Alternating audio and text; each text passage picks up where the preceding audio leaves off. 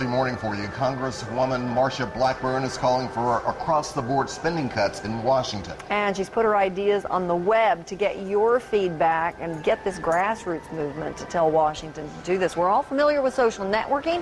Well, now, Congresswoman, you call it freedom networking. Absolutely. After the town halls last summer, and we started doing listening sessions in January, and as a Republican conference, we expanded that idea, and we have a website, americaspeakingout.com, and it is fantastic. It allows the public to go in and give their thoughts on ideas, and one of my ideas, spending cuts, across-the-board spending cuts, is on the front page of americaspeakingout.com right now, and I hope everybody is going to go in and give it a thumbs up. And give us a little history lesson. This just didn't start for you in Congress. It actually started right here in the state of Tennessee for Absolutely it did. When I was in the state Senate and we had the state income tax battle and they were saying, oh, we need to raise taxes, I said no. Government never gets enough of the taxpayers' money. What we need to do is require government to be accountable. We need to require government to live within its means and to cut back and to give the taxpayer a break. So I started filing 1%, 2%, and 5% across the board spending cuts. They never got out of the Finance Committee in the state Senate, but Governor Bredesen went into office and had a 9% across the board cut. I think many people remember that. He did that in January '03. I go to Congress, and every year I file 1%, 2%, and 5% across the board cuts. And the bills that are on americaspeakingout.com right now would call for the 1% cut in both the 2010 and 2011 spending plans.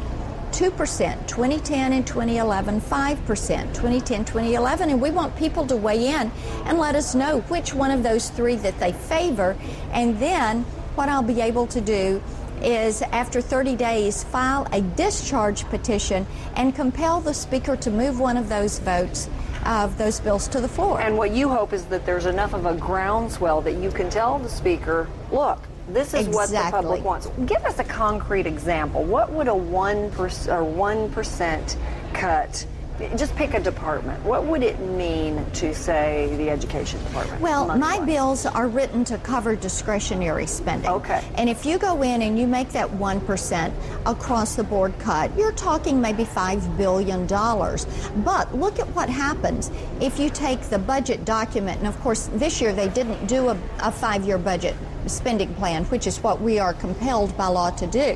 What they did was to just deem the budget passed.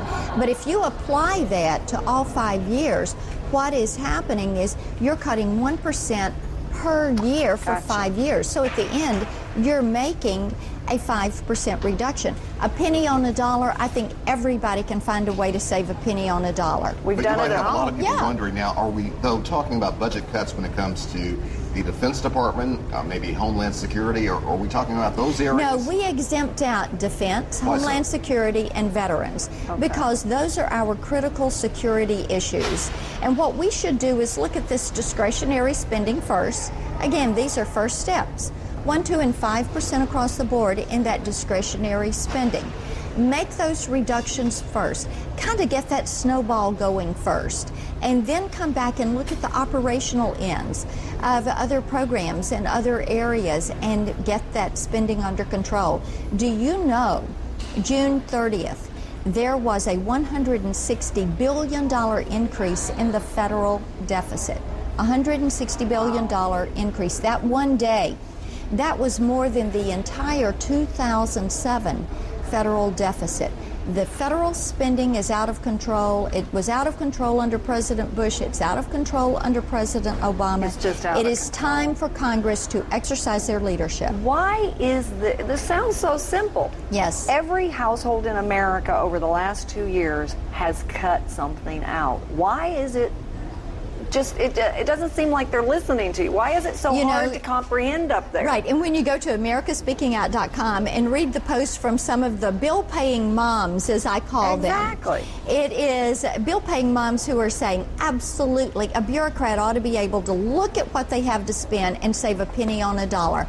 I'm doing it, they ought to be able to do it, and they ought to be able to find a nickel on a dollar. It seems, though, this should garner bipartisan support. Yes. Obviously it did here in It did in the Tennessee with state. Phil Bredesen. Right. Can Right. we do this on the national stage? We do it by having the American people speak out and join me in this fight. What we have to do is to get our fiscal house in order and make certain that we are sending the message that the United States government is very serious about our economic freedom and about our fiscal responsibility to future generations in this nation.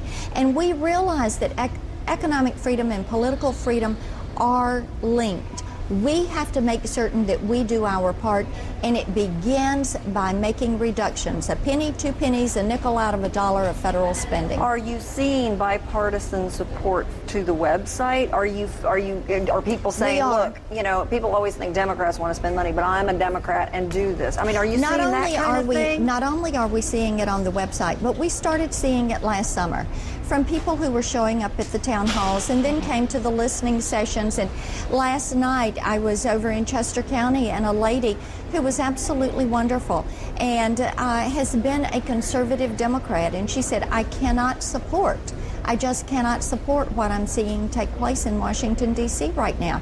It is the future of this nation, children being able to dream big dreams, children being able to know they're going to have limitless opportunities, and we cannot let their futures be capped because we can't restrain federal government spending and are running up debt by the trillions of dollars every year.